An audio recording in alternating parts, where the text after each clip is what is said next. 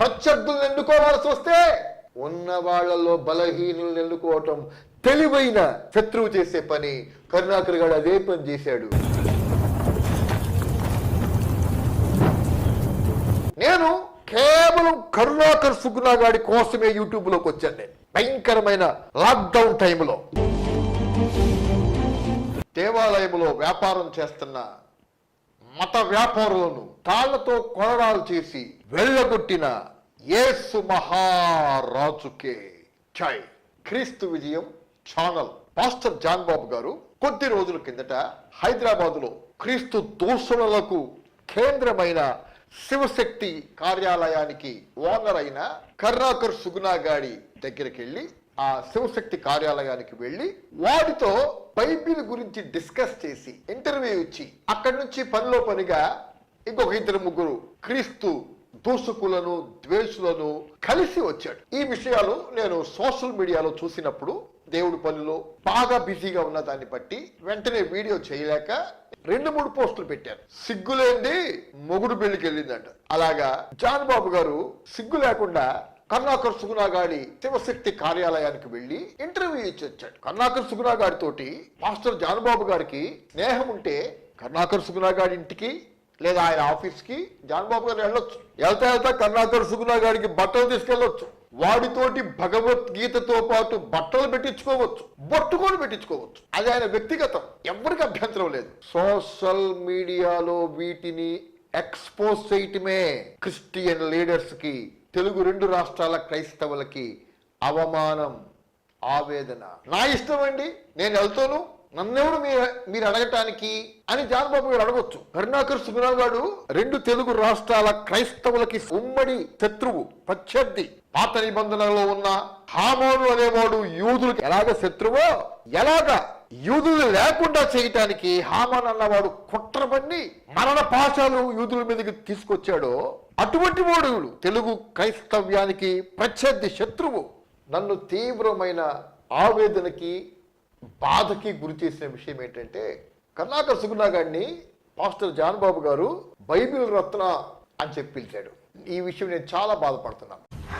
నువ్వు బైబిల్ రత్నవి, అందరూ పాస్టర్లే వచ్చి నీకు దండాలు పెడుతున్నారు బైబిల్ రత్న, నీకు నేనేం మాట్లాడతాను కదా. ఒక పాస్టర్ నోట్లో నుంచి బైబిల్ని దూషించే, బైబిల్ని వక్రీకరించి పబ్లిక్ లో ప్రచారం చేసే కరుణాకర్ సుగుణా గారిని జాన్ బాబు గారు బైబిల్ రత్న అని పిలిచాడు. బైబిల్ తరగతిలో అని కరుణాకర్ గారు ఆ తింగరి లచ్చితో కలిసి పబ్లిక్ గా ప్రభుని అవమానపరుస్తుంటే నేను వాడిని, ఆ లచ్చి కరుణాకర్ సుగుణా గారిని బైబిల్ రత్న కరుణాకర్ గారు అన్న ప్రతిసారి బొంగులో రత్న కరుణాకర్ గారు అని చెప్పి ఎన్నోసార్లు పిలిచారు. ఎన్నోసార్లు ఇదే పేరు పెట్టారు. ముందు కాలంలో ఇదే పేరుతో పిలుస్తా. వాడు బైబిల్ రత్న కాదు, బైబిల్ని వక్రీకరించే బొంగులో రత్న.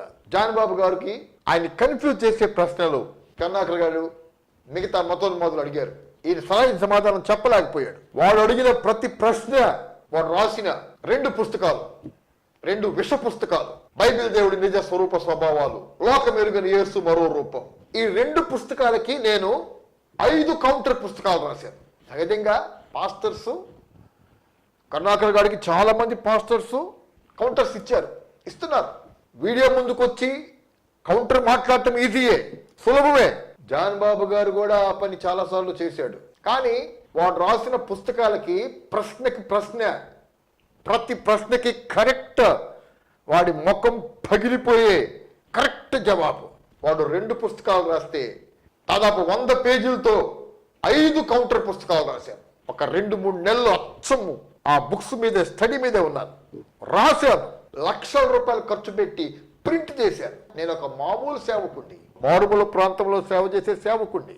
అయినా దేవుడు నా హృదయంలో పెట్టిన రోషాన్ని బట్టి, దేవుడు నాకు ఇచ్చిన జ్ఞానాన్ని బట్టి కరెక్ట్ జవాబులు ఆ టైంలో ఆ పుస్తకాలు చదివిన కరుణాకర్ గారు చాలా భయపడ్డాడు. ఇవి ప్రజల్లోకి వెళ్తే, ఈ పుస్తకాలు, ఈ కౌంటర్ పుస్తకాలు ప్రజల్లోకి వెళ్తే వాడి పుస్తకాలు చచ్చిపోతాయి. వాడికి తెలుసా సంగతి. వాడికి నేను బుక్స్ రాసి ప్రజల్లో పంపిన ఆ టైంలోనే వాడు చేసిన ఒక వీడియో నాకు అర్థమైంది, వాడు నా బుక్స్ చదివాడని.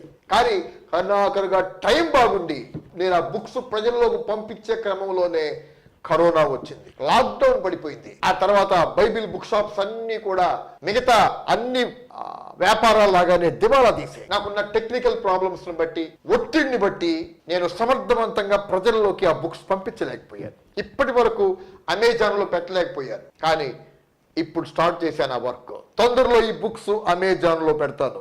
కరుణాకర్ గారు, నేను రాసిన పుస్తకాలు చదివితే ఆ చదివిన వ్యక్తి హిందూ అయినా ముస్లిం అయినా నువ్వు రాసిన పుస్తకాలు చచ్చిపోతాయి. అంత కరెక్ట్ ఆన్సర్స్ నేను దాంట్లో పెట్టాను. ప్రత్యర్థులను ఎన్నుకోవాల్సి వస్తే ఉన్న వాళ్ళలో బలహీనులను ఎన్నుకోవటం తెలివైన శత్రువు చేసే పని.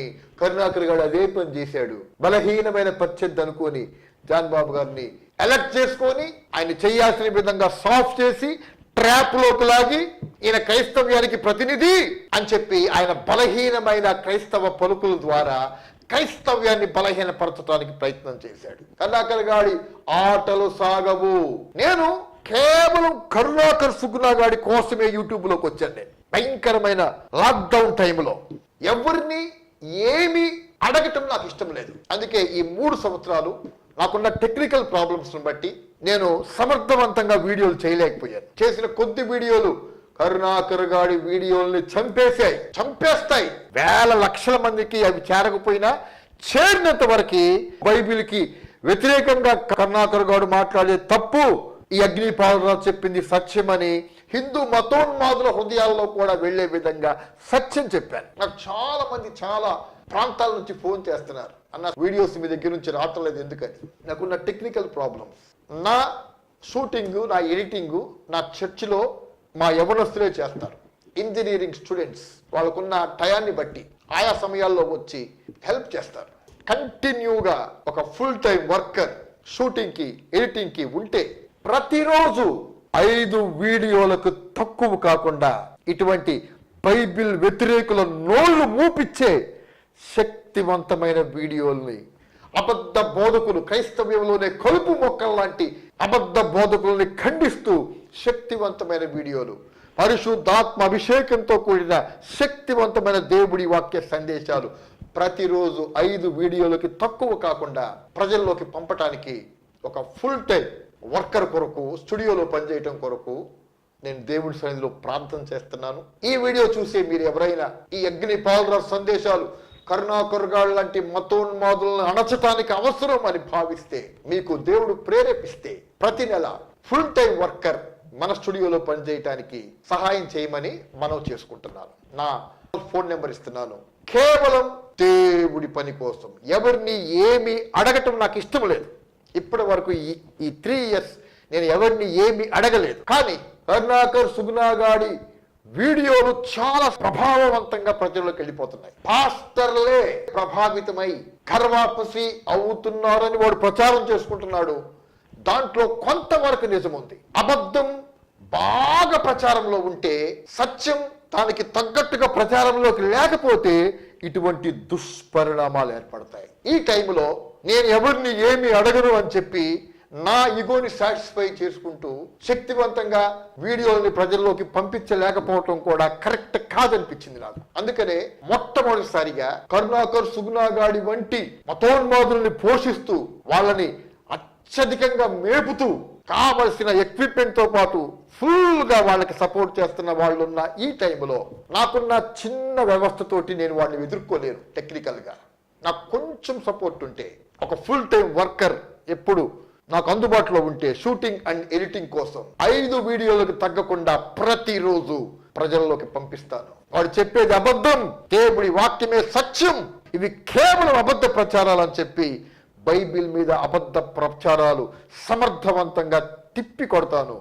దేవుడి వాక్యం ఎంత శక్తివంతమైందో మన భారతదేశ ప్రజలకి, ముఖ్యంగా తెలుగు ప్రజలకి నిరూపిస్తానని దేవుడి సన్నిధిలో మనం చేస్తున్నాం.